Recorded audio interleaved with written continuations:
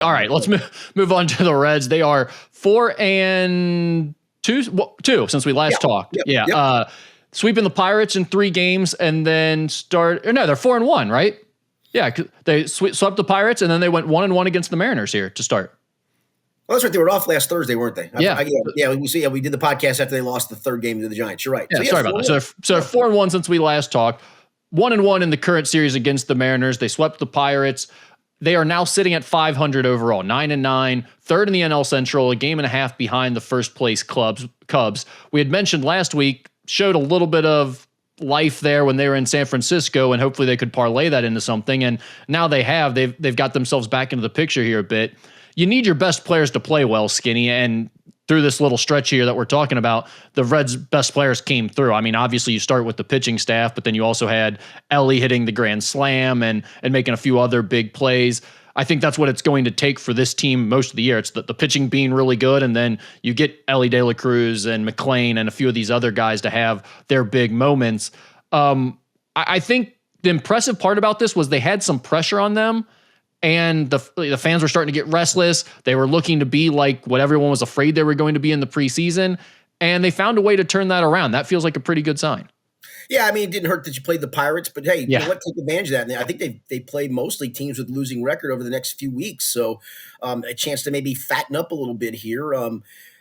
Maybe Austin Hayes does provide that jolt in the lineup. But he sure has done some things early since coming back, and maybe he was a big missing link to it. But I got to be honest, how long is the leash on Jeimer Candelario? And it's going to get longer now that CES has gone on the DL today. But I mean, how much longer can you ride that bat out in the lineup? I'm not sure you can. That's what I was just going to ask you. Who is the biggest issue for this team right now that's holding them back the most? And what would you do with him? Is it CES, Steer, or Candelario right now? Well, I mean, CES is a moot point at the moment because he's on the DL, and he did have a 2-run double yesterday. But that's a concern, too, that he's on the DL. No question. Absolutely. I think Candelario, because you're paying him? Because you're paying him, that's a big part of it. He supposedly had a good winter. I think, if I remember, he was sending like the coaches and staff tapes of how well he was hitting the ball, and felt like he'd kind of turned a corner, and he hasn't. I mean, and that's the problem here. He's on the other side of 30, and can you have bounce back years in there? Sure. But a lot of times when you get the other side of 30 and things start going sideways, they don't get much better. And can it get much better than being on the interstate? Yeah, I would hope so, but I just don't know. For a team with the payroll that the Reds have, having guys like him and Moustakas back-to-back are just tough. Those are bad swings and misses. What can you do with him? I guess you don't have to play him as much, but I'm not getting rid of him because I'm paying him, or do you just say, hey, you know what? We've already paid this money anyway, or paying this money anyway. What's the difference between paying him for not producing and paying him for not playing with us? I know fans get angry and they want to cut guys just out of spite. But yes. I don't think this one makes any sense to cut because, one, we've seen the depth that the Reds have. They don't have someone else that they're going to bring up that's going to take that roster spot and give them a bunch more production or a bunch more upside sitting on the bench. So I think you can't really play him every day. That's obvious. I think you sit him on the bench and you use him as a veteran bat to use in pinch hit situations and if someone gets injured. And you hope at some point with just maybe some extended time off, maybe he can work on getting himself into better shape or something like that during this time, do whatever he can to get himself as right as possible and be as fresh as possible. Maybe he finds a hot streak at some point that'll help you if you are in a race later this summer, because right now it feels like he's completely worthless. Yeah, no. I mean, and same thing with Steer, quite honestly, being injured. He feels worthless too right now. He can't field because of his injury, and he's non-existent as a hitter. Yeah, I mean, lump Jake Fraley into that mold as well. There's a bunch of them at the moment. How sustainable do you think this pitching is? Because the pitching has been outrageously good to start this season. They are third best ERA in the MLB, 2.93, third worst, the best whip, walks and hits per innings pitched. But the problem is the other side, you have the third worst batting average in MLB at 204. So how sustainable is the pitching, do you think? I think it's very sustainable. Now, listen, will Hunter Green give up a run at some point? He sure will. Yeah. But I do think it's sustainable. I think that's the one thing. I did my radio hit on WLW on Friday, and we kind of talked about this as well, is the upside is I think this is sustainable with the starting pitching. And you've got depth in the minor leagues if guys start to get hurt. I mean, listen, Carson Spires isn't an awful pitcher. He's back in the minors because he's the sixth guy at the moment once Andrew Abbott came back.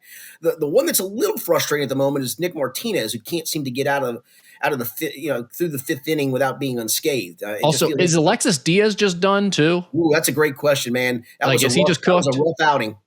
Well, and I heard when he was down in Louisville, he couldn't throw a strike either. No, correct. So it's like he couldn't throw a strike in his rehab. He comes back up. He starts struggling with control. He's coming into the sixth inning now. He used to be your closer. Is this guy he just doesn't have it anymore? I will give Terry Francona this. I think that's a good place to try him out at the moment. Just get him in there in low leverage situations and see if he's still got it. But I mean, we've seen this happen to a handful of pitchers before where all of a sudden they don't feel their stuff is good enough and they just start nibbling away and never can throw strikes again. The good news, I guess, aside from the fact that they've won some games here, is McLean is back. Yeah. And so, I mean, really, with the pitching staff you have, and Ellie De La Cruz, and hopefully Matt McLean continuing to play well, Jose Trevino's been fun at catcher so far. He's been hitting well. It feels like this team has just enough maybe to keep this thing fun like they have through the last week. I don't think it's going to be like they're going to take off and be in first place or anything, but I do think they may have enough there if this pitching continues to stay at this level. I mean, really, they have to be about best in the major leagues to keep it at this level, but if they can do that, then I think this team can maybe tread water and be in the hunt for most of the summer. Yeah, and as we do this podcast, everybody in the NL Central has 8 losses. Now, the Cubs have 12 wins. They're in first place. They played those 2 games over in they played 2 extra games, actually 3 extra games than the Reds. Reds have 9 wins. They have 12. And they just put Justin Steele on the IL. So they lose a top-notch starting pitcher. And so that's where I don't think anybody runs away and hides in this division either. That's another good point we talked about that before the year started. It just felt like one of those years where no one looks too good and no one looks like they're going to run away with it. So again, I'm very concerned about the offense. I don't see a lot of upside there. But I'm with you. I think it's very concerning. But you have just enough big play guys, though, to make it fun with Ellie and McLean, and hopefully, like at some point, maybe CES will get healthy and get going, or one of these outfielders will figure it out and get going again. Maybe Friedel will get hot at some point. It's a fun team to watch when they are going right, and the pitching is just so outrageously good right now that it could still be a decent summer. No question.